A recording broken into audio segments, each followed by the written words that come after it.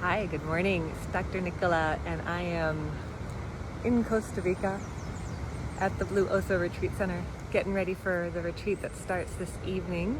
And I've had, I came down early, to get ready for all that we're going to create this week together. And one of the things I've really been tapping into is wonder. And it's easy to do in Costa Rica. There's two scarlet macaws.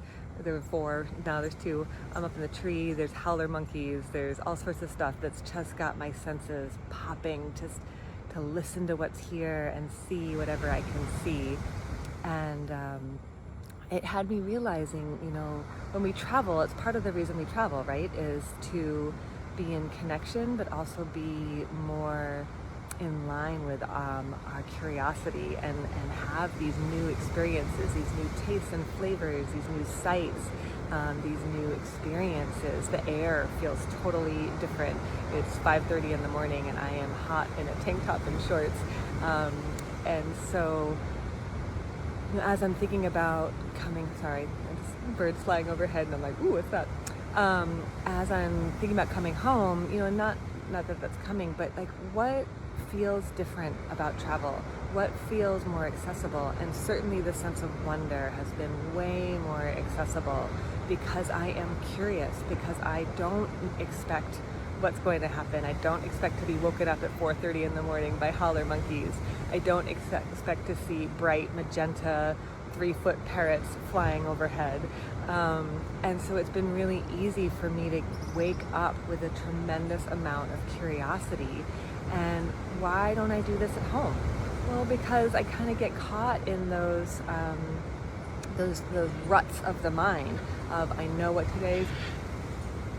I don't know if you can hear that, but that's the macaws. I don't know if you could see them. Anyway, tried to get you to see them, but maybe you heard them. They're amazing. And so getting caught in the ruts of the mind, and what does that do to us? It really fills us full of expectation.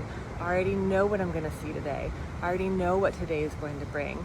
I already know what the rhythm of my life is going to look like. And so I guess the question or the invitation that I have for you today is, how do you break that up? There's two more.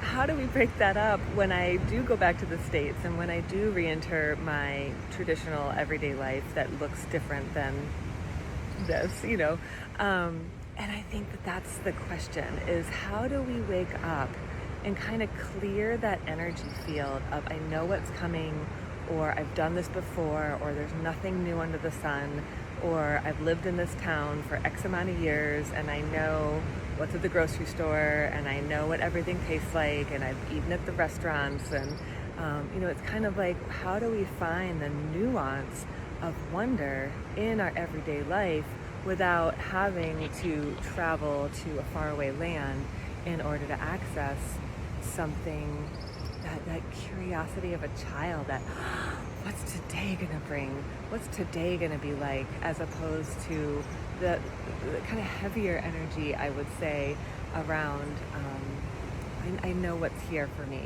And so each morning, could you wake up, and no matter where your mind is, my mind is often, I don't know, probably an expectation, like, oh, I already know what today is. Could you practice clearing that energy field and really work on or invite in that sense of wonder? And maybe if you're having a hard time doing that from the mind, maybe you remember a time when you felt that sense of wonder, and maybe it was when you were traveling or when you were younger, and actually let yourself feel that sense of wonder, or getting a surprise or having something unexpected, and invite that sensation in, invite that vibrational pattern in, and then choose that throughout the day rather than the constriction or contraction of the stories the mind might be telling you. So it's my invitation for today from beautiful Osa Peninsula in Costa Rica, is to play with wonder and in your everyday, and maybe look at everything with new eyes.